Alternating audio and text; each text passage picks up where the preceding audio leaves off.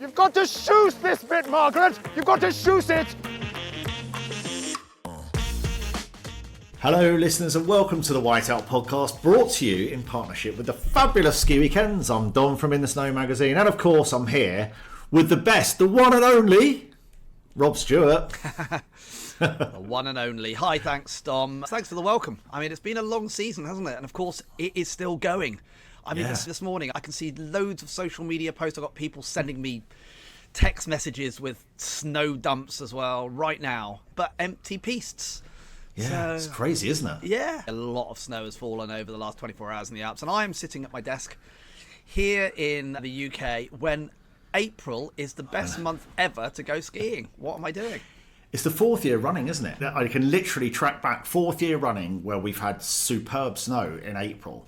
And of course you get those, like you say, you get those empty slopes, and it's just truly fantastic. I mean, I've just got back from Aspen Snowmass, would you believe? Dare I name drop? Yeah, I know, yeah, what a show off. It's awful, isn't it? But spring conditions there. It was interesting because I was out there with hundreds, possibly even into the 1,000 odd people from the industry.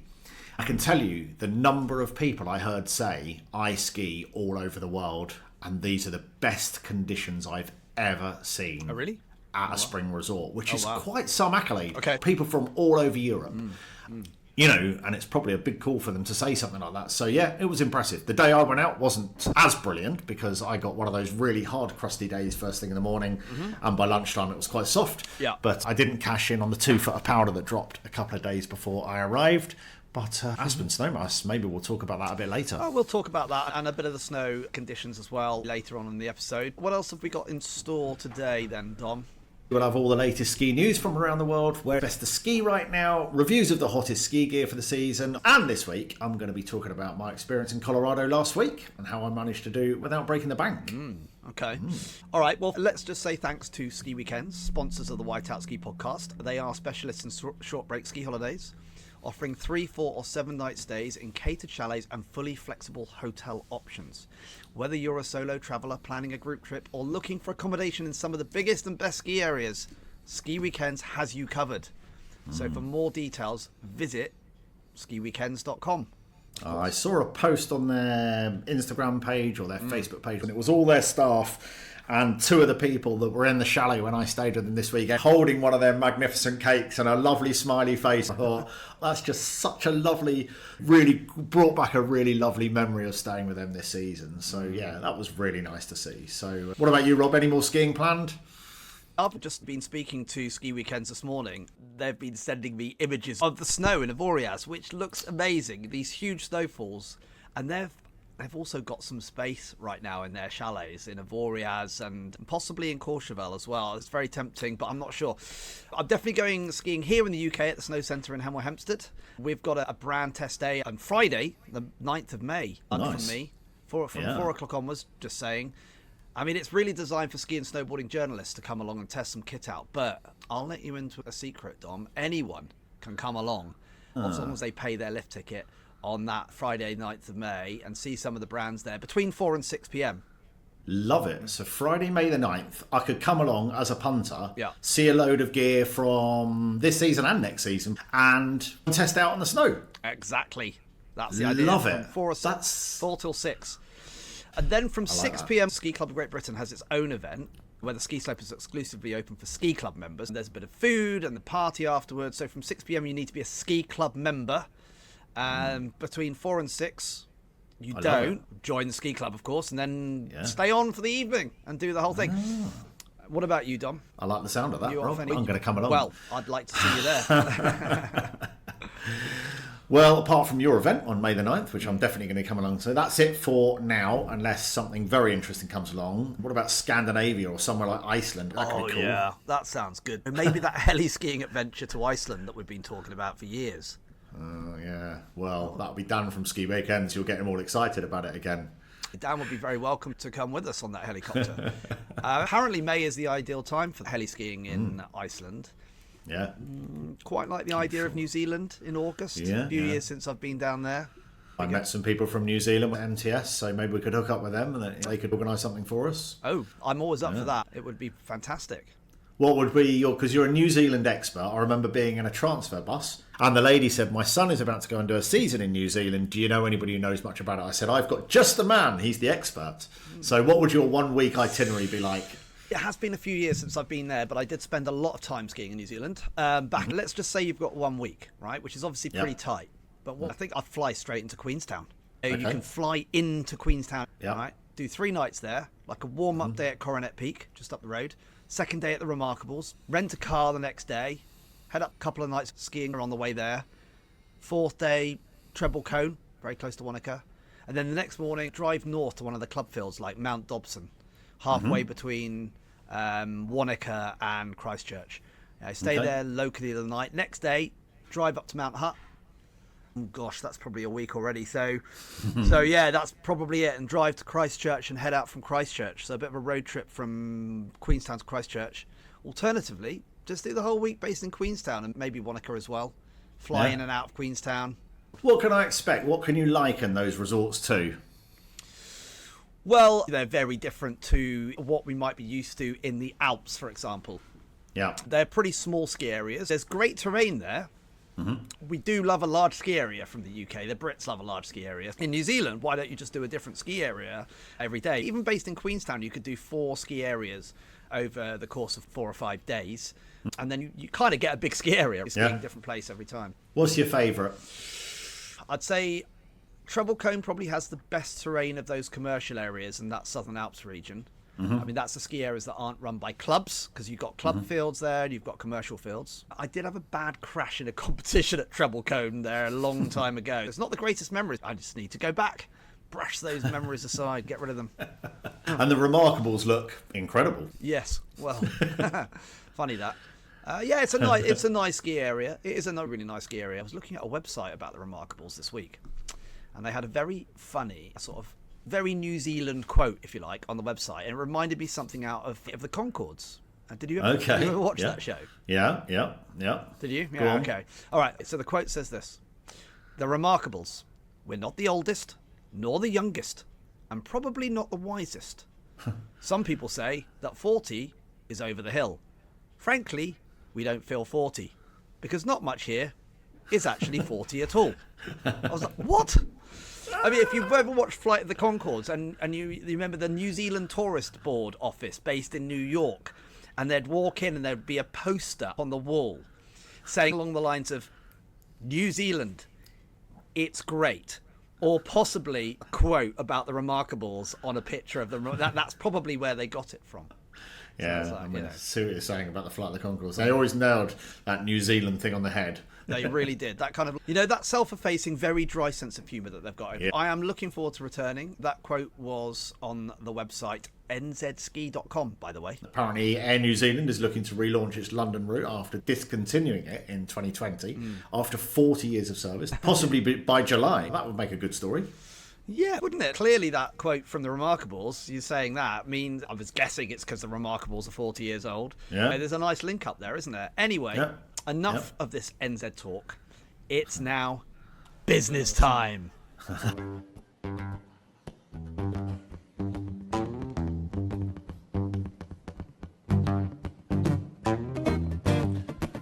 Oh, yeah. That's right, baby. Girl, tonight we're gonna make love. You know how I know, baby? 'Cause it's Wednesday.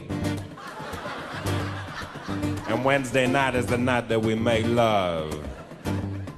Tuesday night's the night that we go and visit your mother, but Wednesday night is the night that we make love. 'Cause everything is just right. Conditions are perfect. There's nothing good on TV. Conditions are perfect. You're leaning close and say something sexy like, I might go to bed, I've got work in the morning. I know what you're trying to say, baby. You're trying to say, oh yeah, it's business time. Oh, love it. 2 minutes in heaven is better than 1 minute in heaven, Rob. Yes, exactly. 1 week in NZ is better than 3 days in NZ. Right, absolutely. Okay. All right. Very good. On to business now. Here at the Whiteout, we bring you the latest updates from around the skiing world, from exciting resort developments, events, and everything making headlines in the ski world. So let's get stuck in, Dom. And What have we got? Well, the first story we've got today is first snow in Saudi desert resort project. How many times do we keep hearing this Saudi resort project? Where are we up to? Well, yeah, this story was actually sent to me by In the Snow's editor, Patrick Thorn. Okay. Good old Patrick. He compiles a bi-monthly news roundup of dry slope skiing news. Kudos to him for that. This one, whilst not technically a dry slope story, looks pretty interesting.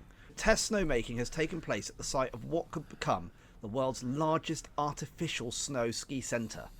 Wow. It's called Trojena, how you pronounce it. Saudi Arabia's headline-grabbing mountain resort project. It's actually set at 2,600 metres above sea level in the Neon region.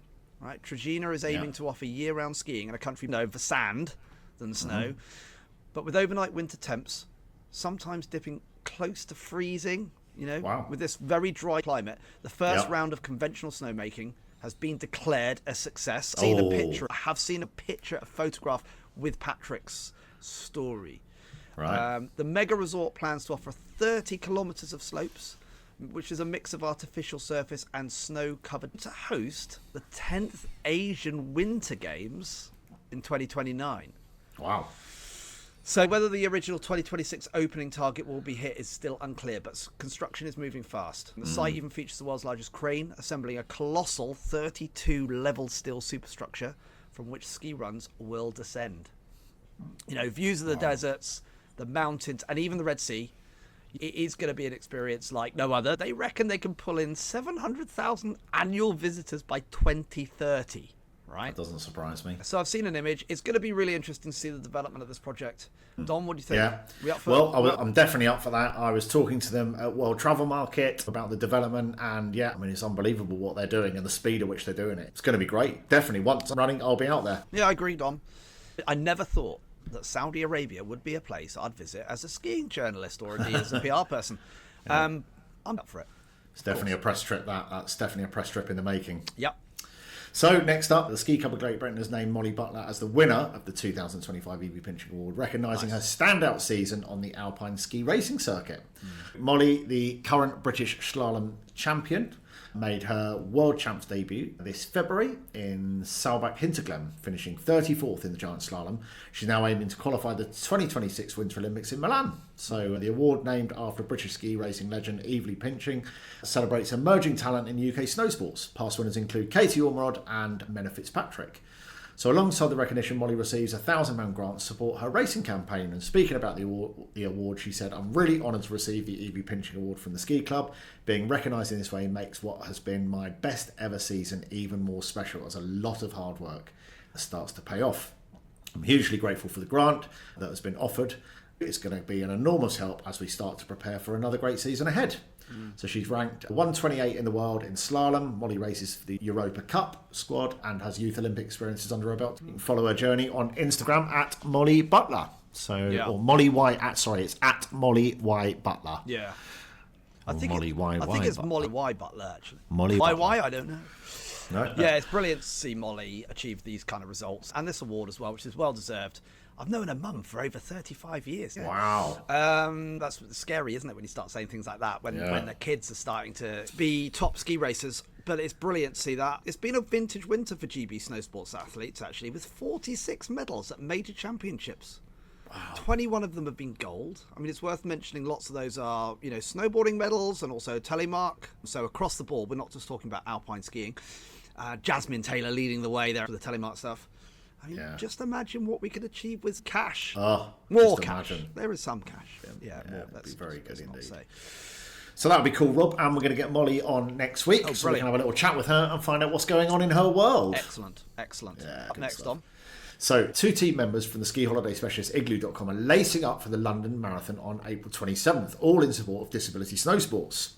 Joe Bowler, senior marketing exec at Iglu Ski, has been training hard and says the challenge is worth it for such a great cause.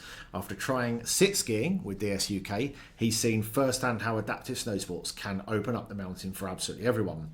Francesco Fuca, SEO executive at Iglu Cruise and a lifelong runner, says Taking on the marathon for DSUK has been a lifelong dream for and been made even more meaningful. He's running in honour of the charity's work, making skiing and snowboarding accessible for people with disabilities, and is already dreaming of a celebratory pizza and pint waiting at the finish line. Oh, I love that. That's so cool. Disability Snowsport UK provides life-changing access to skiing and snowboarding both in the UK and abroad. To support Joe and Francesco on their marathon mission, head to DSUK website or check out their fundraising pages, which I will put in the notes. Okay. Interesting that. When I was out in Aspen, I was on a lift with somebody in a sit ski, and I was I suppose you see sit skis on the mountain and you kind of marvel at how great that is, that it is opening up the mountain to people with less ability like that. But I just looked at how that had been built to perfectly match with the chairlift coming on, and I just thought, wow, not only is that doing an amazing job, but you suddenly realise how it's got to adapt for the chairlift. The chairlift came in at normal speed, picked this guy up, and I was like, wow, that's just so good, so good. It's nice being so close up to that. Great to see that. E-racing with Frank Gardner earlier on this season, and of course, a sit skier. Frank is a sit skier, and BBC journalist and war correspondent, former war correspondent, now BBC security correspondent. What a great guy. Did a fantastic sit skier, I must say. Wow. Super. Talking about ski racing, tickets are now on sale for the Milan Cortina 2026 Winter Olympics. So the countdown is on. The Milan Cortina Winter Olympics will be held from the 6th to 22nd of February, and the Paralympic Games will be held from 6th to the 15th of March. Ticket prices aim to be accessible, starting at €30, with 22% of all tickets under €40. Over half price below €100. Nice. So for the Paralympic Games, tickets will start at €10 for children under 14, with nearly 90% of tickets available for less than €35. Perfect. Yeah, that's great. The games will span across northern Italy, utilising venues in Milan, Cortina d'Ampezzo, Bormio, and a few other locations. I know Livigno's on there as well for the freestyle stuff, promising a unique blend of urban and alpine experiences, according to their website. So for more information and to register for tickets, visit the official ticketing website, tickets.milanocortina2026.org. Great stuff. I'll stick that in the podcast notes as well. So next story is Laurent Vanat's international report on snow and mountain tourism is out, and once again it's setting the record straight on the state of global skiing. During a video press conference organised by Mountain Planet, the international ski resort trade show that returns to Grenoble next year. The 17th edition of the report takes a deep dive into skier visits and trends around the world for the 2023-24 season. The ski industry is far from finished, despite what some headlines might suggest. In fact, skier visits have remained robust. Over 366 million skier days were recorded last winter, making the third consecutive season of healthy attendance. So the average visitation across the three post-COVID seasons is now higher than the average pre-COVID levels for this century. While snow conditions still play a key role in driving skier behaviour or dissatisfaction when the snow doesn't arrive, the overall picture is one of resilience. We're still seeing record visitation days in resorts around the world. Climate change is clearly having an impact, but so far it hasn't significantly dented global attendance. Amazing. Great news. Yeah, it's a really interesting report from Laurent. So, the International Report on Snow and Mountain Tourism is authored each year by Laurent Vanat, Geneva-based consultant with decades of experience in alpine tourism and strategic business planning. It's considered the benchmark report for the global ski industry. I've met Laurent many times. Very nice guy, really knows his stuff. Digital access is available to contributors and backers of the crowdfunding campaign. Or you can also buy a hard copy of the full report at vanat.ch. Perfect. Love it. I'm going to go and download my copy now. So now it's time for Where's Best to Ski. Now, we both love talking about the snow, Rob, let's face it. That's essentially what it's all about. And there's still snow to talk about, of course. I mean, my God, what am I doing? Although I am enjoying the sunshine. So we'd like to talk about where is best to ski now, because there's still a number of resorts open as we go into the last part of April. And my goodness, have you seen the recent snowfalls, Rob? I mean, some of the pictures. I know, incredible conditions right now in the Alps. And there's still many resorts that are open, and why not grab a last minute ski holiday? We do tend to have this pattern, like you mentioned earlier, Dom. It's 100%. I think you said now, the last 4 years. I can remember going back as well. There has always been this pattern of April, but I think you're right. It's increasing. Snowstorms are coming in later on in the season. Big dumps, great powder snow conditions, empty slopes. The snow lower down, the snow might fall as rain at this time of year. but it seems to be right now it's hitting just over 1,000. It's going all the way down to 1,000 meters. I've had reports out of Leger and such. There's snow down to the resort level. So there we are. It's very exciting, isn't it? Yeah, it's going to be great.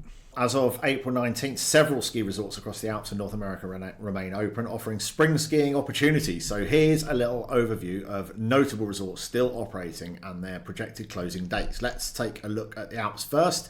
In France, resorts that are still open include Val Thorens, scheduled to close on May the 4th. Tignes, operating through to May the 4th. Val d'Isère, expected to close on May the 4th.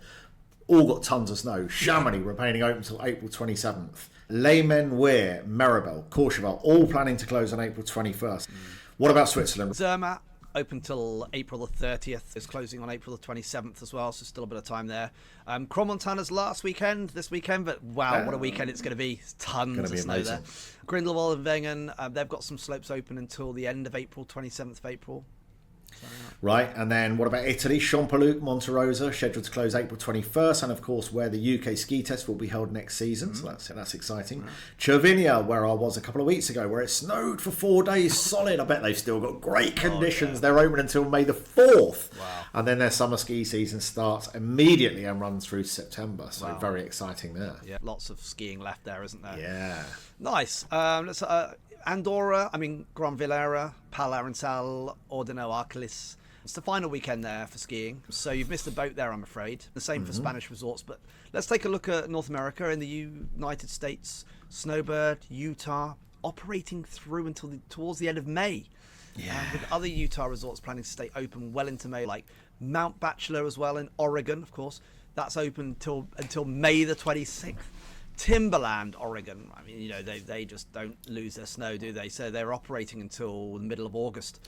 We know it's a big summer ski area. You know what it's like over in America. If there's more snow, they just stay open. They just go, you're not going home. We're not finishing yet. This is ridiculous. We've got great snow. I remember that happening in Winter Park 1 or 2 years ago. I can't remember the last season.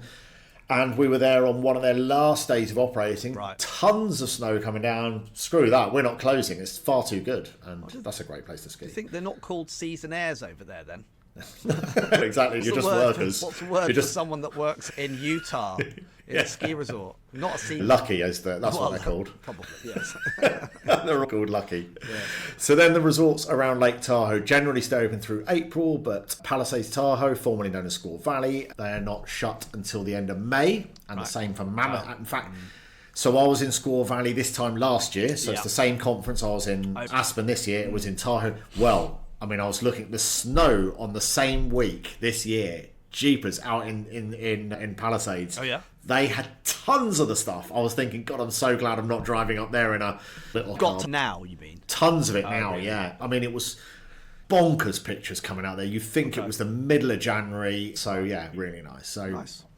Palisades won't shut to the end of May, and the same for Mammoth Mountain further south, of course, so still plenty of spring skiing to be had there. And on the east coast, even Killington, Vermont, expected to close May 12th. So, what about Canada? Canada, Banff Sunshine in Alberta are expected to close on May 18th, so you can still go skiing there. These dates are subject to change, depending on snow conditions and the weather, but best to check with the individual resorts for the most up-to-date information. Yeah. And then, of course, looking at the southern hemisphere at this time of year, we won't expect anything to open until the end of May, with ski areas in Chile normally leading the way there. Then Australia and New Zealand ski areas tend to open through June. We'd say that's still pretty early in a lot of ski areas in New Zealand for sure. So ski trip to New Zealand, wait until July or even August, which is peak snow season, although September can be pretty good as well usually. It's a bit like the Alps. June is kind of like December, September is a bit like March, so if you think of it that way, you can kind of compare what you're looking at snow-wise. Yeah. But as we said before, it would be nice to get down there at some point. Yeah, definitely on my radar. I know you know the place well, so... But I'd be a complete freshie at it. Light's gone. I'm going to change these lenses, people. Yeah. So, good little roundup there of the snow there, Rob. I like that. So, what do we got next? It's the Gear Guide. In conjunction with our In the Snow Mag YouTube channel, we delve into preview and reviews of the latest, greatest ski gear that's caught our eye. From skis and boots to helmets and goggles. Whether you're a seasoned pro or just starting out, we've got gear to keep you safe and looking as good as you and me, Rob. Oh, yes. Of course, it's not easy to do that, obviously. Of course. With our guide, you might have it close to that. Exactly. Yeah, so we're actually going to look at some ski gear trends actually today. What we've seen in the past couple of years, let's say, and then what we think is coming next. Nice. So, I mean, this time of year, it's always a good time to reflect on where ski gear is at, right? And more importantly, where it is heading. The 2024-25 season sort of quietly underlined the gear hardware, when I'm talking about skis here, evolution, right? That's been gaining pace for quite a few years. This is a blend of free ride skis with a more technical sort of precision pieced tech that's all wrapped into this more conscious, often lighter package. So sustainability, technology in free ride skis. And we saw skiers increasingly looking for this kind of versatility as well, without compromise, basically. So like all mountain skis, they're making a full comeback, or they already have made a full comeback, not just as a marketing term, all mountain, but in this genuine kind of design philosophy. Over the past couple of seasons, if you think about skis like Armada Declivity, Blizzard Rustler, for example, Rossignol Sender, those skis built to perform across the mountain, from your piste corduroy to cruddy slopes to couloirs, off-piste, whatever. Side cut profiles, rocker camber mixes have become smarter. Manufacturers finding sweet spots, right, that let skiers carve really clean turns in the morning, and then after lunch maybe get off piste, or ski that hard pack early on in the morning, and those softer, slushier conditions later on in the day, which is sort of classic springtime skiing. But sometimes through the winter, especially in the Alps, we see those kind of conditions a little bit in the middle of the season as well. Dampening technology has also made a noticeable push, especially in the more high performance level skis. Think about Vocal's tailored Titanal frame and Dynastar's hybrid core 2.0. There are examples of brands that are tuning flex patterns and layering materials more precisely for specific skier types, right? Yeah. And what's the result of that? Less chatter in the skis, that's what people want. More control, and skis that feel really alive, rather than, so you still get the dampening. Dampening doesn't mean dead in a ski. Dampening means you're not getting vibration and chatter, but they're very lively. So they're, this kind of ski technology is really developing, so you can have a ski that's just, it does do everything you want it to do. I mean, people will still argue against that. You'll never find a ski that does it all. If you say, well, you're never going to find a ski that can ski a World Cup slalom and then do a free ride off-piste powder run brilliantly. But exactly. It's still about compromise. But there's some fantastic skis that just carve on piste amazingly, hit the bumps and ski powder and do it all.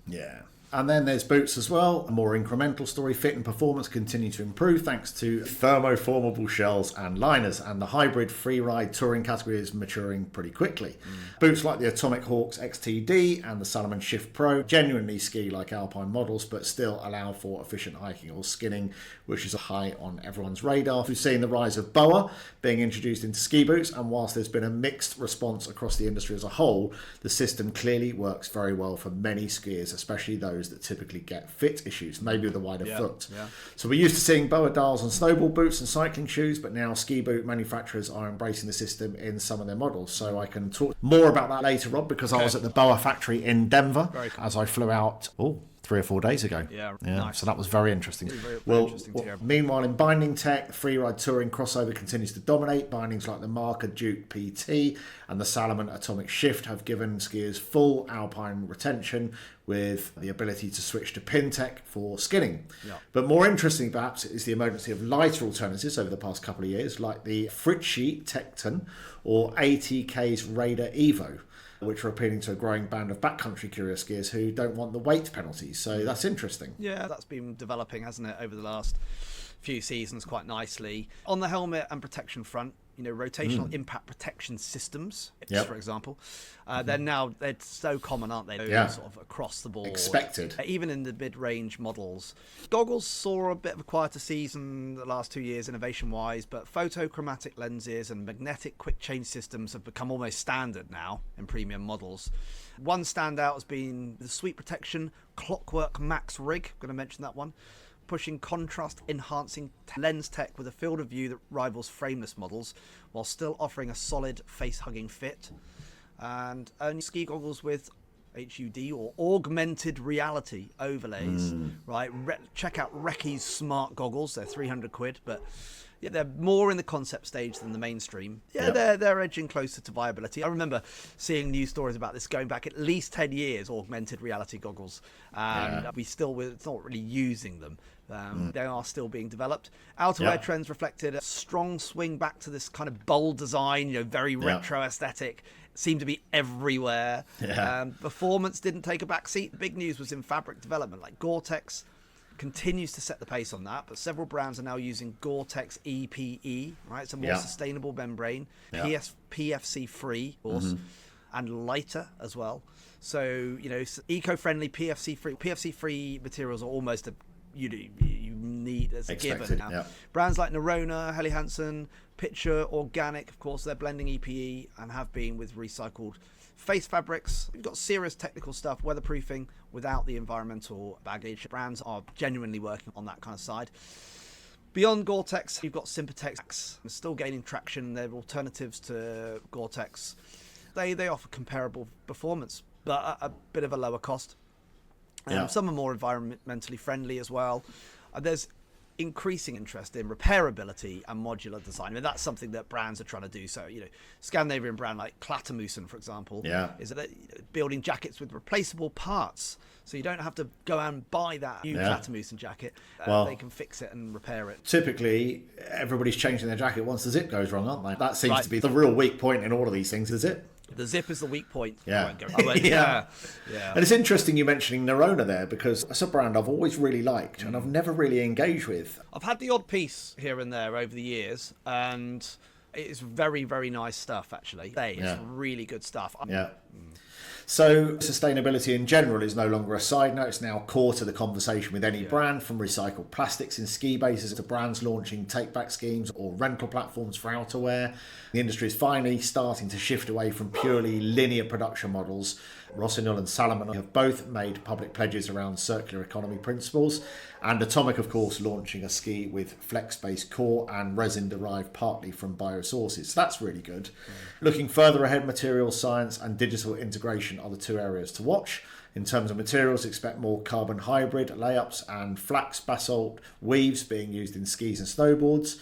These natural fibres are more sustainable than carbon or fiberglass and can improve vibration dampening while keeping the weight down, which is nice. Some boutique brands like WNDR, Alpine in the US are even using algae-based materials in ski cores, proving that radical alternatives aren't just for marketing, which is great. That's very genuine. Digitally, we're starting to see the early seeds of connected gear becoming more ubiquitous. The new version of Carve launched at the beginning of the season doesn't require the insole in the boot anymore, which is great, with real-time feedback on edge angles, weight distribution and stance, mostly aimed at ambitious intermediates and advanced gears. And in the boot world, brands like Fisher are experimenting with heat molding via mobile apps and integrated sensors that track usage. So that's interesting. And we saw the 3D footbeds being printed while we were at the ski test. Amazing. Yeah, I mean, I have a lot of safety gear too, advancing fast. Mammoth's Barrivox S and Autovox Diract voice beacons. I mean, they now include voice navigation, helping to guide users during search scenarios, spoken prompts rather than just beep flashing lights. I would say it's good to be able to use a transceiver with just a beep on its own. That's brilliant. But actually, in that pressure environment, and also people respond to different things differently, right? Some people are good at beeps. Some people are good at someone talking to them. We could do the podcast in beeps and see how we got on, and then we'll know the people that like beeps and the people that like the talking. Yes. Beep, beep, beep, beep, beep, beep, beep, beep, beep. Well, we might get some aliens listening to the podcast. Wow. I like the sound of this skiing planet Earth. Well, we're listening. Yeah, exactly. We're listening in 72 countries. Why can't we start reaching other planets? Why limit ourselves here? I tell you what I'll do. I'll copy and paste our script into ChatGPT and ask it to translate it into a beep language for us. Every single word different. Perfect. And you can tell we've had too much time in the mountains, Rob. I think we're starting to go slightly mad. Oh my goodness. What else we got? Where are we up to? Yeah, brands are experimenting with adjustable binding settings via Bluetooth. There's a bit more tech there. It's being discussed, especially for rental fleets. And expert skiers will want quick din changes depending on the terrain. Could be really interesting. We'll see. Not everything will stick in that space, but interest is clearly there for tech stuff. Back to BOA. maybe you can expand on this, Dom, because you've just been to the factory, but we've been seeing that introduction of the double boa system in ski boots that will come through for next winter 2026. Yeah, absolutely. I've been out to the boa, not the factory in terms of manufacturing, but their headquarters in Denver. Basically, it's like visiting Apple or Google, an incredible place. Seeing the work and the dedication to the integration of boa into not just ski boots, but golf shoes, tennis shoes, workwear, would you believe? Okay. For the sake of the listener, if anybody doesn't know what boa is a twisty dial. It's a small dial that you'll see on the back of ski helmets, or you may have seen them on the front of snowboard boots, where you wind in a very narrow cable. And that cable acts almost like a mechanical lace that laces your ski boot close and laces snowboard boots rather than just having 4 buckles. It creates less pinch, more wraparound movement and a more micro adjustment. So rather than sweating your ass off in a boot run and putting your leg in some strange position and then asking a couple of people if they can help push your buckle down, only to feel that it's slightly too tight and then having to slightly loosen it off, with a boa, you've got this very simple twisty movement, and then if it's slightly too tight, you can just notch it back one very micromillimeter movement to loosen it off very slightly. Where the dedication to ensuring that this system doesn't interfere with the aesthetics and the functionality, and actually improve the functionality and the connectedness between, let's just refer to ski boots because that's what we're talking about here, making sure that that wraparound feel of that ski boot using boa rather than just clasps is incredible. The work that goes into ensuring that it's a better system. They actually have something in the building called the ooh-ah moment, or the aha moment, where everybody talks about this when they join the factory of boa's so much better than a traditional clasp on a ski boot. But until you try it, and then when they try it, they go, aha, right, okay, this is way better. Right. And it was very interesting being in their headquarters. It's a super slick system. For me, after visiting, I can tell you now, my next ski boot will be double boa. I'm telling you, 100%. Well, and it's right at the very top level. I can tell you, off the record on the podcast, that they are talking to full-on FIS standard. So this isn't something that's just for a recreational skier. It really is at the very highest level, and has already been tested at the very highest level freeride skiers out there. Yeah, so it's very interesting. It is interesting. I can tell you that no one has ever told me to push my buckle down. No. But never happened. But I mean, I have had my knob twisted on a few occasions. And I love it, yeah. Seriously, though, it will be interesting when alpine ski racers start getting onto the boa system. Yeah. Clearly, what I can see from the system is it's helping out. A lot of people really want to get that adjustment right. Yeah. And can do that on a very easy basis when they're skiing, when they're on a lift, when they're whatever. Everyone that I know has a boa boot has had good things to say. Yep. And the other thing is, I don't know how much you've used it, but when you go to get on the lift and you want to loosen your boots off, rather than I know it's relatively easy to bend down and undo a buckle, flick a buckle to undo it. With the boa, it's just pull the knob and it releases. If you stop for lunch, you pull the knob, pull the cables, and then you've got a completely open step out ski boot. And then when you wind up, there is an element of satisfaction around, and I did joke with them in the factory of, have we all been secretly jealous of snowboarders sitting at the side of the slope, for sure, gently ratcheting up their boots and seeing the smoothness, almost like that dolphin sound in the background of it clicking away as it tightens the boots. You know, it feels kind of archaic what we're doing with these buckles. And you look at boa, and they have made it, like I say, an Apple-esque style product. It looks beautiful on the side of a ski boot. It looks integrated. It looks like a nice piece of kit. Yeah. I want one, Rob. I want double boa. Well, I need to try double boa. I'm up for trying it. And very interesting stuff. And it is the talk of the town right now, isn't it? It is the talk. It is a product that the industry is embracing in general. It has its detractors, but you know that's up to them. And that's always going to be. Of course it is. But it's a really interesting product, and I think we will see more of it for sure. Yeah. And finally, the trend toward direct-to-consumer and indie brands continue to reshape the market. Companies like Majesty from Poland, RMU in Canada, and Peak Ski Company, co-founded by Bodie Miller, are producing high-performance gear with smaller production runs. In short, ski gear is becoming smarter, lighter, more personalised, more planet-friendly, but without losing losing sight of what matters, and that's fun and performance on the hill. We're entering an area where the boundaries between categories are blurring, and that's a good thing. Whether you're chasing first lifts or fresh lines, the gear coming through now is designed to help you ski better for longer with a slightly lighter footprint, which is great. Yeah, of course, we're yet to see any impact of Trump's tariffs on the industry. Just going to throw that one in there. It's fair to a lot of hardware is actually manufactured in Europe. I mean, soft goods, of course, are generally made in Asia, but you know, we'll see where that goes. Exciting times ahead. This seems a bit steep for a blue. Right, it's time for our regular focus on a particular destination, Dom, and you have just been to Aspen Snowmass. Aspen Snowmass. Wow, that is a big name ski resort, proper A-list stuff, and a place most people that call themselves skiers would like to visit, right? That includes me, for sure.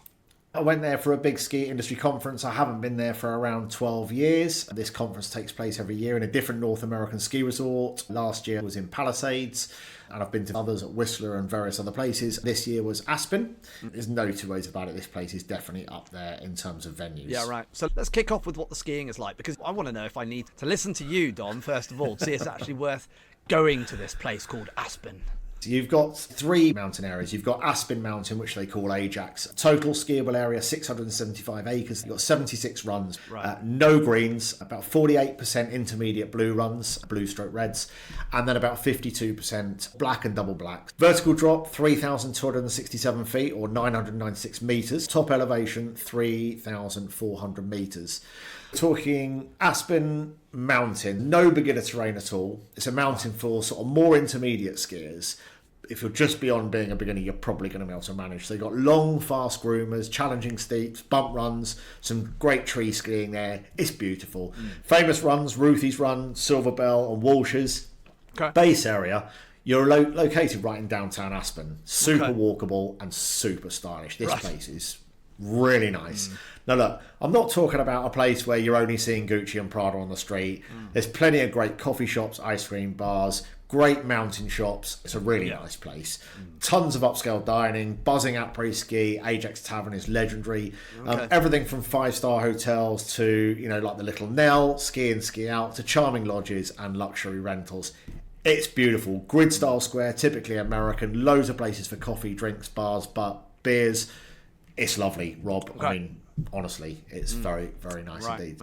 Second mountain, which is where I stayed for this particular conference, about 15-minute drive away, Snowmass. Total skiable area, 3,362 acres. It's the largest of the 4 Aspen Mountains. 98 runs, 6% are green, 47% blue, 17% black, and 30% double diamond black. Vertical drop, 4,400 feet.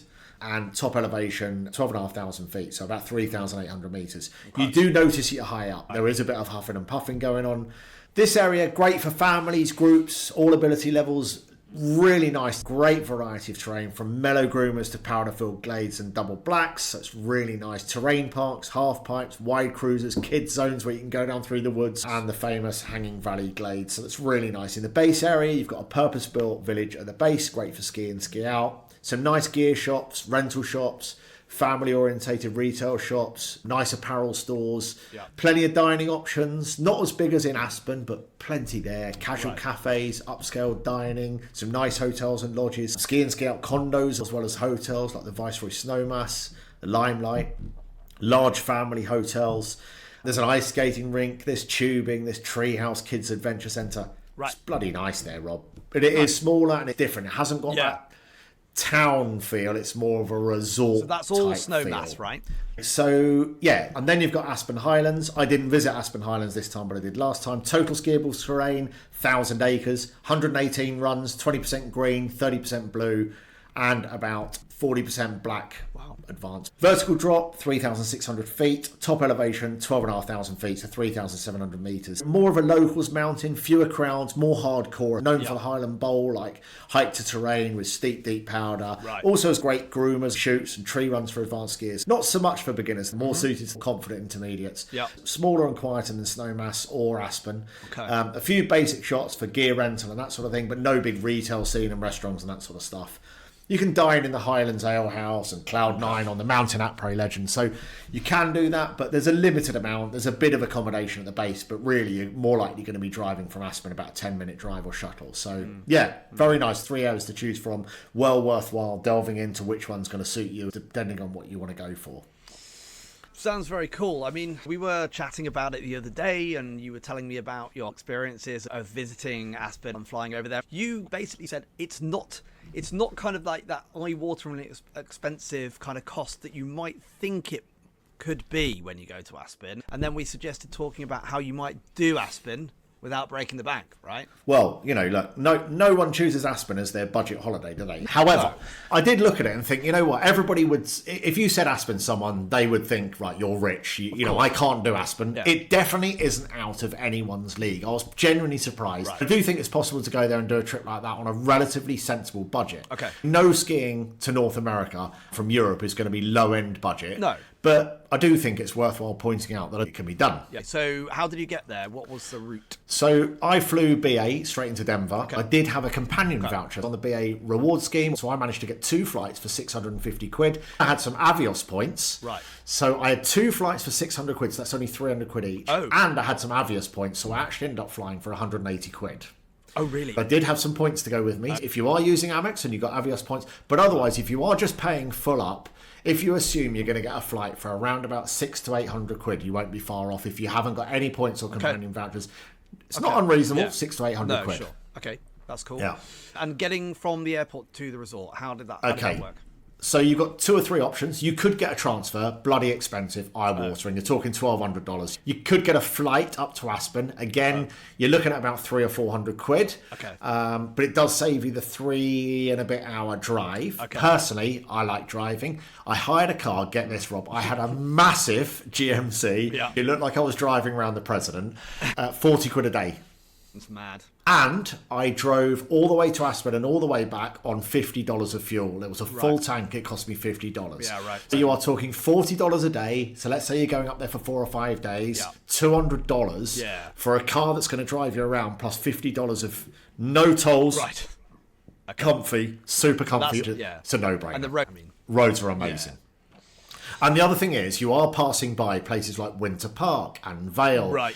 So if you want to stop in at some of these other absolutely big name resorts and say, yeah, I've been to Vale, yeah, I've been to Winter Park, yeah, I've been to Breckenridge, you can do that because you've got a car and it's simple, super simple. And so really nice. What about the accommodation in Aspen? Okay, brilliant. I chose to stay in a condo because I wanted that flexibility. I didn't want that whole hotel bit. I stayed in a lovely condo. 2 or 3 people could have stayed in that. Okay. I got that for 120 quid a night. That's good, isn't it? Yeah. You've touched a bit on the food and drink, cost-wise, price-wise, quality-wise. What are we talking? Great food. If you're happy just to go for a burger and chips, you're going to get that for around about $20. It's price comparison with any major ski resort you're going into. There are some more expensive places and there are some cheap places. I bought a nice ice latte from one of the nicest hotels in Snowmass. It was $5. Cheaper than if I went down to my local village and bought one out of Costa's. I wasn't eye-watered at all. A beer, $6. Cocktails, $7 or $8. Okay. It was all normal pricing. Oh, wow. Okay. And what about lift passes? How does that work? Yes, so there's multiple ways of buying them, but one thing's for sure, don't just rock up to the window and buy it. No. If you're buying in advance, it's probably, if you're going to say that anything's eye-watering, the lift pass is the bit, but even that's not horrendous. So you can buy a 10-day lift pass and ski any 5 over those 10 days for around 600 quid. Okay. So it's roughly 100 quid a day. There's a lot of skiing. It is a beautiful area, and you are skiing Aspen. They call this town the billionaires town, no longer a millionaires town. I drove up, can't remember the name of the road now, where literally only billionaires can live. It's quite a spectacular destination. You're skiing an area for 100 quid a day. Yeah. It's not bad if I'm honest with you. Okay, all right. Am I selling it to I mean, I'd love to go to Aspen. I mean, what skier wouldn't say, I'm going to Aspen, to go skiing. Colorado. Aspen, Colorado. It's one of those names that has to be on the list, doesn't it? And you've got those beautiful aspen trees, pure white bark. The area's fantastic. The people are super helpful. Everyone's lovely. And the food and the drink and the hotels and the accommodation, it's so geared up for the whole skiers bit. You do feel part of a bit of a community when you go there. And it's not a load of fur and fabulousness. No. There are real proper people walking around that town. I didn't see much of the fur and fabulousness, if I'm honest. Billionaires in disguise. billionaires in disguise. Yes. This is like I was. I mean, nobody would have known how rich I was. That's the incredible thing, that when I go there, honestly, nobody would have known. Even with your huge GMC vehicle that looks like a presidential thing, because everyone drives around in those anyway. Up there, Everybody drives Everyone around. drives incredible vehicles that you could put an elephant in the back if you Yep, want. and if they haven't got a massive vehicle, they just put massive wheels on it instead. So they might have a small vehicle, but it has gigantic 30-inch wheels on it, and they jack the suspension up by 3 feet, and suddenly they've got a massive vehicle. So yeah, I mean, that's it about Aspen Snowmass. I mean, I could go into a huge amount more detail, but look up somewhere like Laurelwood Condominiums in Aspen Snowmass. I'd say if a family's going out there in a nice little condo and a lovely bit of spring skiing, also going out this time of the year, there's no one on the hill. I was skiing around, I didn't see anybody. Right. That was the fabulous thing. Conditions are fantastic. Trees are beautiful. The people are super helpful. The ski rental was cheap. Aspen Snowmass, get it on the radar. I'll be there one day, Dom. We'll be there one day. Yeah, there you go. Well, thanks. Really interesting. Good stuff. Okay. That's it for this week on the podcast, Rob. It's all very exciting. Everybody must be excited by what we've talked about this week. It's time for people to subscribe to the podcast. You only need to click the little tick on Spotify, Apple Podcasts, or wherever you listen to the podcast. If you want to watch us on YouTube, you can even see how good looking Rob is and how mediocre I am.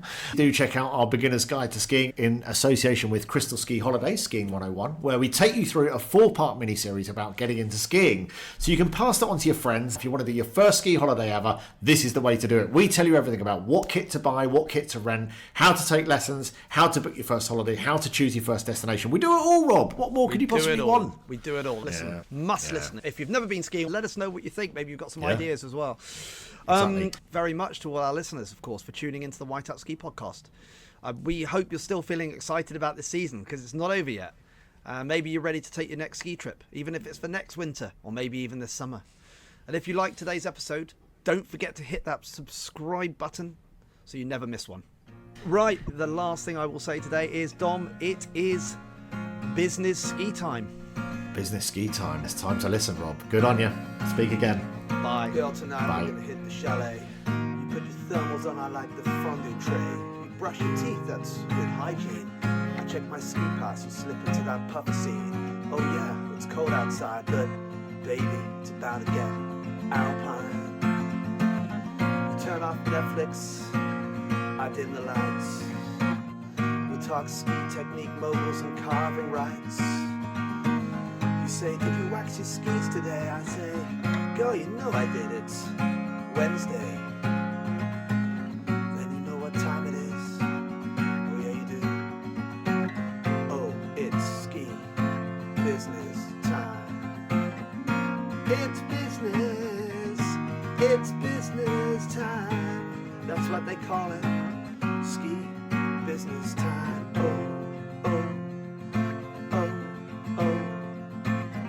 Next thing you know, we're in the boot room.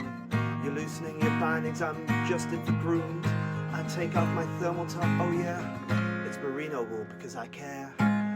You say, is that your base layer? Girl, you know it is. Oh yeah, you do. You know when I'm down to my socks, it's time for ski business. Those are my ski socks, the ones with the little skis on the side. Yeah, I got them in that shop in Les Arcs you like. Oh yeah, candlelight, a little après wine. I give you that look, you give me the ski sign. Then I'm thinking like a snowplow, slow but controlled. Not too fast, baby, you gotta get that edge hold. It's a snow dance, not a slalom. This ain't a race, more like a long descent. Ski patrol can wait. I'm taking my time with this uphill climb. Uphill climb. Uphill climb. It's business. Ski business time. Powder passion, downhill rhyme. You and me and a bottle of red wine. Talking dim settings, maybe sharing a sled. Girl, it's ski business, you know the kind. That slow chairlift kind of love, 30 minutes to the top, plenty of time.